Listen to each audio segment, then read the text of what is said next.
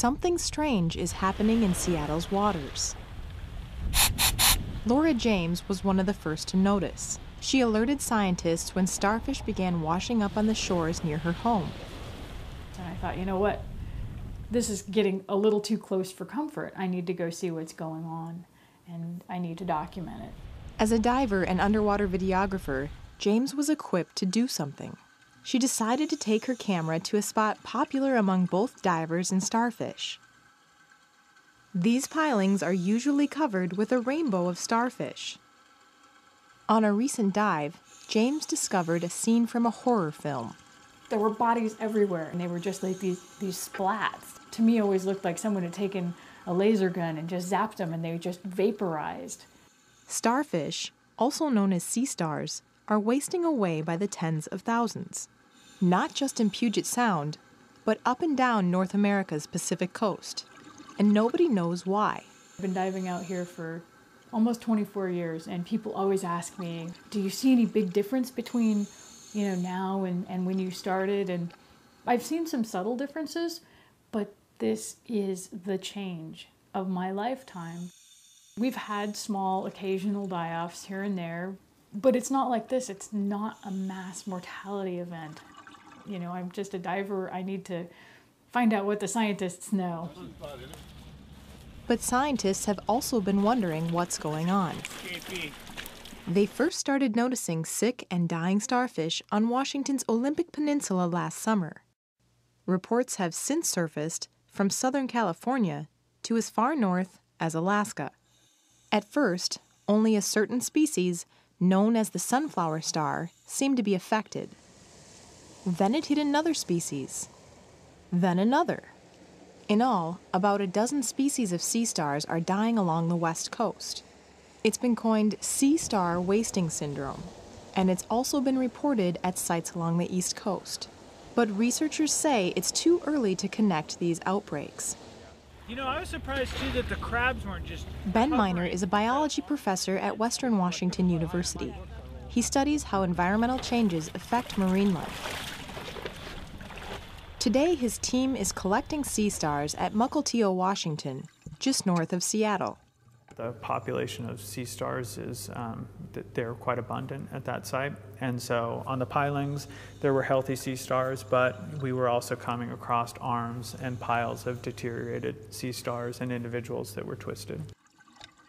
The divers are searching for stars showing symptoms, as well as the ones that appear healthy. The experiments are infectiousness experiments where we take individuals that have signs of the syndrome and we put them in tanks with individuals that don't have signs.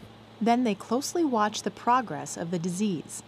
First, the stars twist their arms into knots, and sometimes lesions form on their skin. One of them was very sick, and the other two individuals started ripping themselves apart. The arms just crawl away from the particular body. You heard that right. The arms crawl in opposite directions until they tear away from the body and their insides spill out. And unlike most starfish, the arms don't regenerate. Stars that came in with symptoms died within 24 hours. Interestingly, though, I didn't see the individuals that were exposed to those dying individuals show symptoms any more rapidly than individuals in the other tanks. So being in the same tank with a dying starfish doesn't seem to accelerate the disease. Divers recently returned to Mukilteo to find that most of the starfish there have died. But we still don't know how they're catching the illness or where it comes from. Could an infectious pathogen from the other side of the world have hitched a ride on ocean-going ships? Or could it be something larger, like climate change or ocean acidification? So this is a healthy Pycnopodia, no signs of lesions. Drew Harvell is coordinating the research into answering those questions. She's a marine epidemiologist from Cornell University who is studying at the University of Washington's Friday Harbor Labs in the San Juan Islands.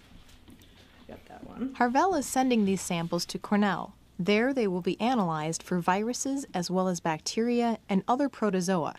The first step, she says, is to figure out the distinct characteristics that identify the disease. We know that organisms get sick, they get bacteria, they get viruses, just like humans do. They get the cold and the sniffles, but it's a lot harder to see it happening when they're under the ocean. Scientists worry that the loss of sea stars could have far-reaching ecological consequences. That's because they're voracious predators. They gobble up mussels, clams, sea cucumbers, and even other starfish. Because these are ecologically important species. When you lose this many sea stars, it will certainly change the seascape. They certainly suggest that those ecosystems are not healthy. To have diseases that can affect that many species, that widespread is I think, just scary. If there's a silver lining, it may be that studying this outbreak could shed light on how marine diseases spread.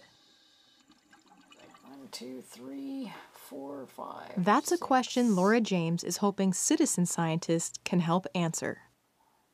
The big problem we had here is that we didn't have a baseline.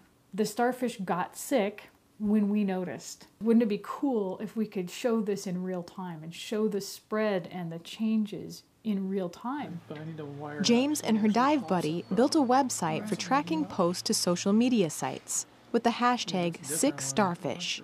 Take a picture of any starfish you find when you're out tide pooling or just walking on the beach and hashtag it #SickStarfish.